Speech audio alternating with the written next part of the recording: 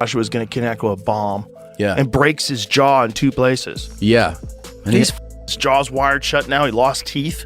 Cook, he should retire, man. That was a clear retire? Like, hell yeah, that was a clear reality check, bro. Yeah, but it's a reality check to stay in your own division. Or literally running. Look at some of those rounds. He was running. He was going north to south, not side to side. He was running. Joe Rogan has strongly urged Jake Paul to walk away from boxing, following his brutal knockout loss to Anthony Joshua, making it clear that continuing down this path is extremely dangerous. Rogan didn't sugarcoat his message.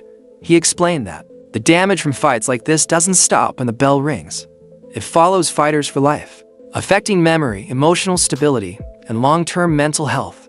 According to Rogan, repeated trauma can lead to chronic depression, neurological damage, and irreversible cognitive decline. No amount of money, fame, or attention is worth sacrificing decades of quality life. In Rogan's view, this fight wasn't just a loss, it was a warning. A statement many experts found absurd given the reality of the brain imbalance that's going to lead you to addiction.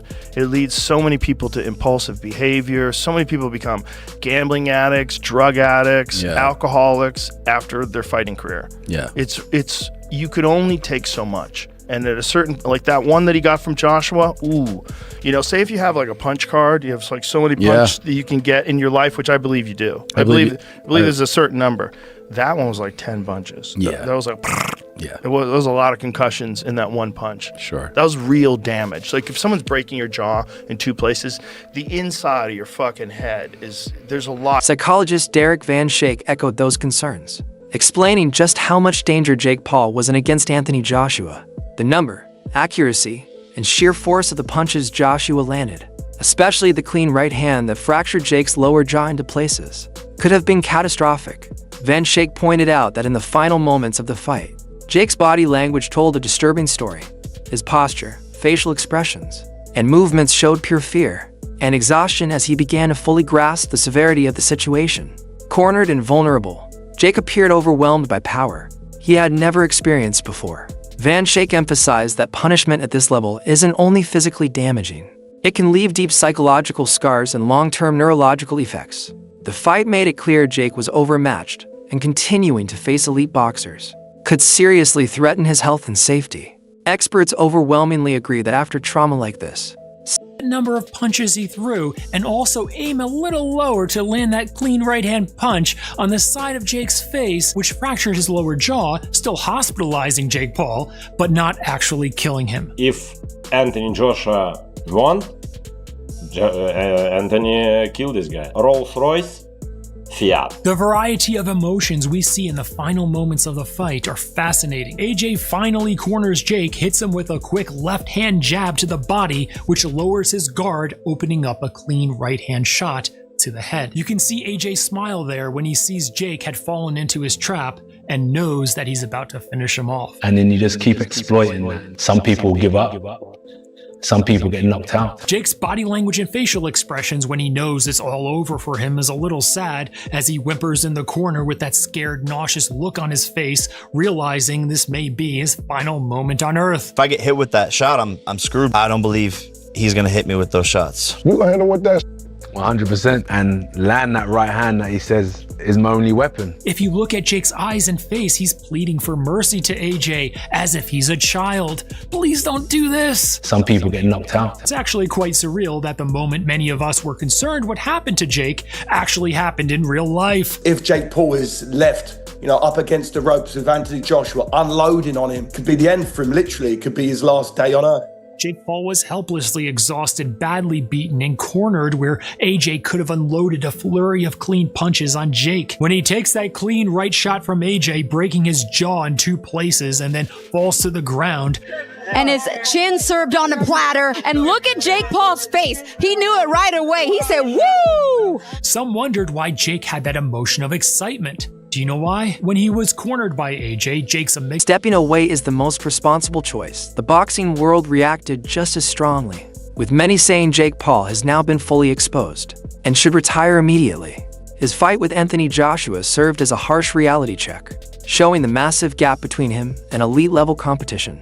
Fans and analysts alike pointed to the knockout and sustained punishment as proof of the extreme physical and mental risks he faced. He should retire, man. That was a clear retire? Like, hell yeah. That was a clear reality check, bro. Yeah, but it's a reality check to stay in your own division or, you know, don't jump in class so far up. Not retirement. He ain't get slept. Like, you don't give him no respect for that? Hell no. Gang. What? I'm saying, look at his list. It's all high-level boxer. And you seen what just happened when he stepped up to a legit boxer? He got cooked. He got to retire, man. He either got to retire or start fucking with these misfits boxer dudes. He ain't gonna make it with that kind of skill level, man. Netflix ain't gonna take a misfits type of fighter, bro. Many insist that walking away now would be the smartest move to protect his future.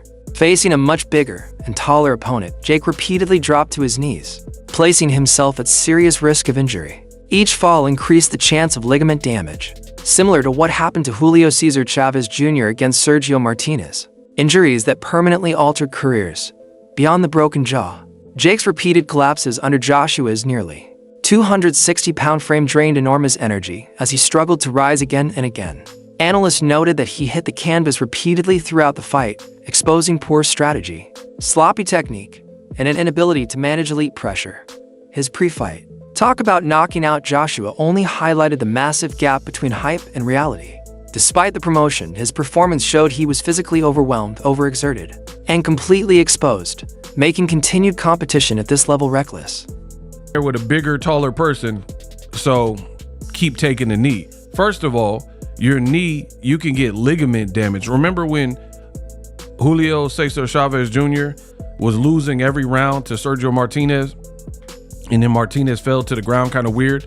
He messed up his knee. He was never the same fighter. So you got a broken jaw, but you could have tore ligaments in your knee by having a 260-pound man, fall on top of you because you keep making it sloppy and falling around and spilling about. And even if you don't like rupture something or tear a ligament or whatever, it's not really much better than someone leaning on you. Do you know how much energy you exert by having to be like 220 pounds or whatever, 216, and keep picking yourself back up?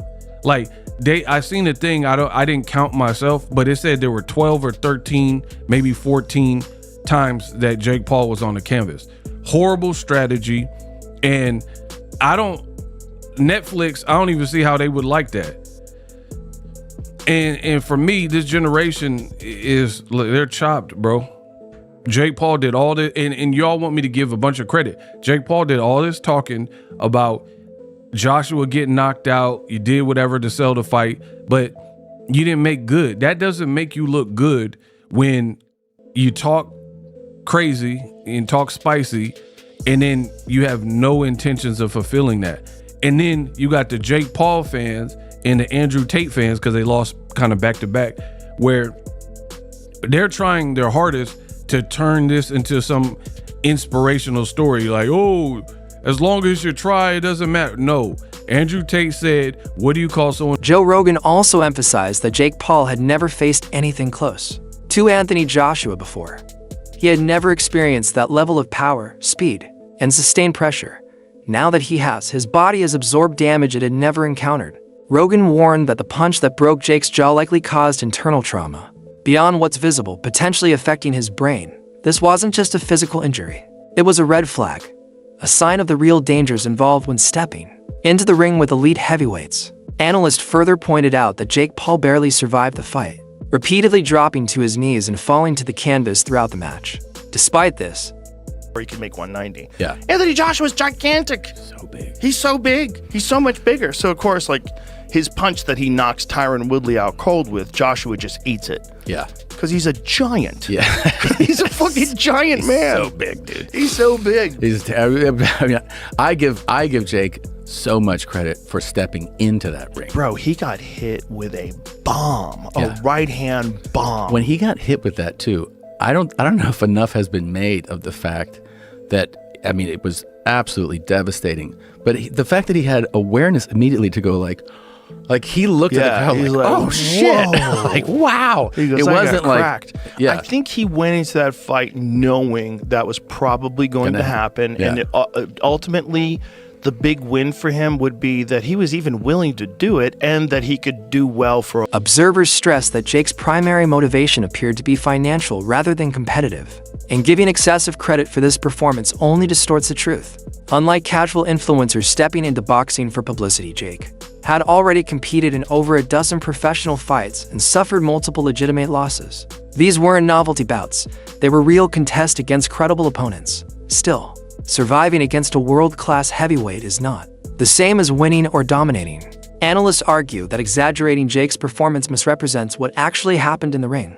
They conclude that the focus should remain on the real dangers fighters face, not inflated narrative. That's driven by money, social media, or hype. The fight wasn't about success or failure. It was about risk, consequence, and reality finally catching up. That's it for today's video. Stay tuned until next time.